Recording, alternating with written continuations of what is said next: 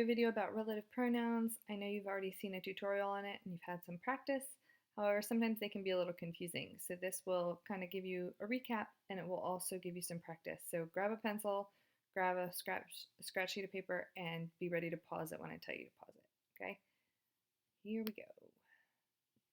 So if you look on the screen, you'll see the poem we learned at the very beginning, Cultivo una rosa blanca. If you notice this K right here, that is a relative pronoun. Two more Ks right there, a relative pronoun. All right, so you guys at this point already know what relative pronouns are. For some of you, it's grammatical jargon. For others of you, you understand. So in this line here, for the cruel one that rips out the heart with which I live.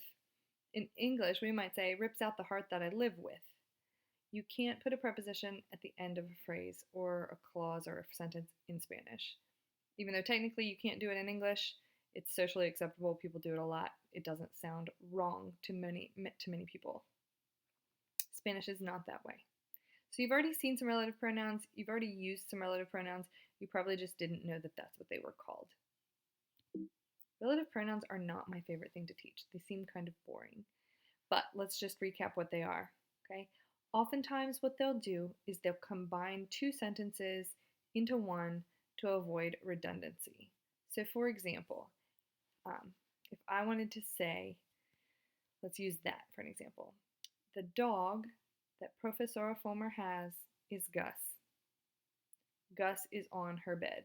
Okay, this is a true statement right now. Okay. So if I said those sentences, I've said the dog or Gus too much, and I would say the dog that Professor Fulmer has, that she has, is on the bed. So here we have que, quienes, and lo que you've already seen. Let's go ahead and look at those in context. Note that normally you're used to seeing these two with as question words, so meaning what or who. Then they would have a written accent mark. But because they're not being used as a question right now, you don't mark that accent on the E.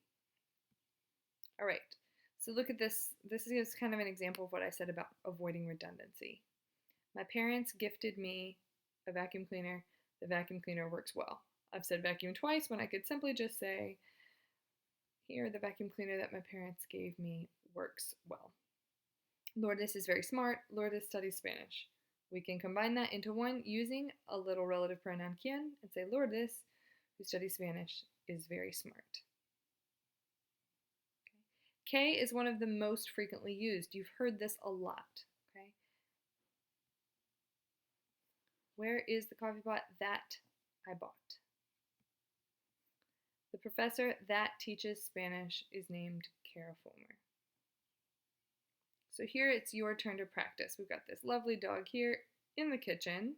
And so my sentence is, el perro está en la cocina. So the dog is in the kitchen. Move my face here. The dog wants to eat.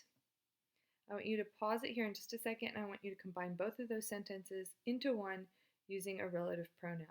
Go ahead and pause and jot down. Okay, now that you're ready, let's see what you ended up with. You could have written this. The dog that is in the kitchen wants to eat. Let's try another one. This one might be better if you ignore this. So ignore el cocina. He cooks the food on the stove.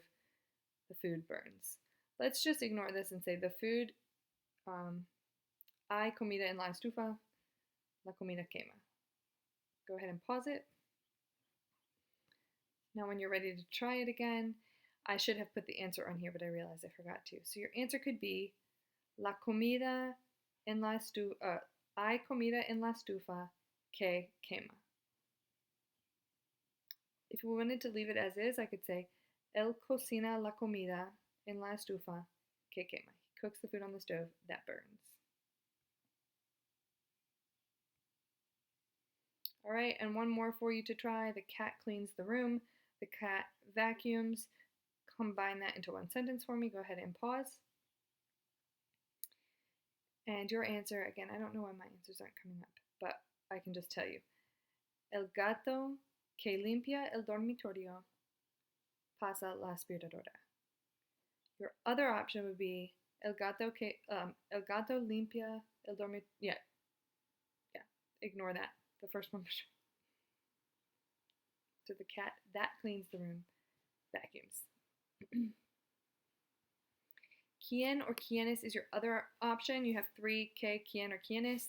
There are more than that in Spanish, but for now we're focusing on those three. So when you would use que versus quienes for people is what tends to throw people off. They're not quite sure what the difference would be. So if we look at this, I have Kara Fulmer, who is the professor, teaches Spanish. Now, in an earlier slide, you saw me say something like, La profesora que enseña español es Kara Fulmer. Something. So when would you use que versus quienes for people? If you'll notice, these little commas are highlighted in yellow because they give non-essential information. So this makes sense without what is in between parentheses, in between those commas. Kara Fulmer teaches Spanish. Kara Fulmer, who is the professor, teaches Spanish. You don't need to know that I'm the professor to know that I teach Spanish. With these commas, if the person precedes it, if it's a person, you can't use que. You have to use quien. The other reason you would have to use quienes would be if you use a preposition beforehand. So are those the girls of whom you spoke to me about? Right? You can't put that day at the end. Okay? So if I wanted to say, are those the girls with whom you worked, right? Or in English we would say that you worked with. Because of a preposition, you have to use quien or quienes when it is a person. Okay? That is a very, very helpful trick for you to remember. If you don't remember what a preposition are, the most common are a, de, en, and con. This is probably one of the most important parts of this presentation. Okay. And the last thing to know is loque, which is very general. It's not specific. So if I am talking about this dog over here that's on my bed, right, I'm not going to use loque because that's specific. So look at these examples. I don't know what I want. The what part that I want isn't specific, it's general. What you have to do is sweep the floor. Well, sweeping the floor isn't a specific noun, so it's general. Loque. You wouldn't say que there. That was all that we said, right? What we said isn't a noun itself, right? So it's general. Okay, that's relative pronouns in a nutshell. If you need some more practice or you're not understanding, let me know. We'll have you'll have this on your test on Friday. Again, it's open note, open book, so you can pull up these PowerPoints that are in Canvas under the Lesson 12 section, and you'll have very similar to what you've been doing on your VHL will be the format of the test for this. All right, that's it for now. Till the next video.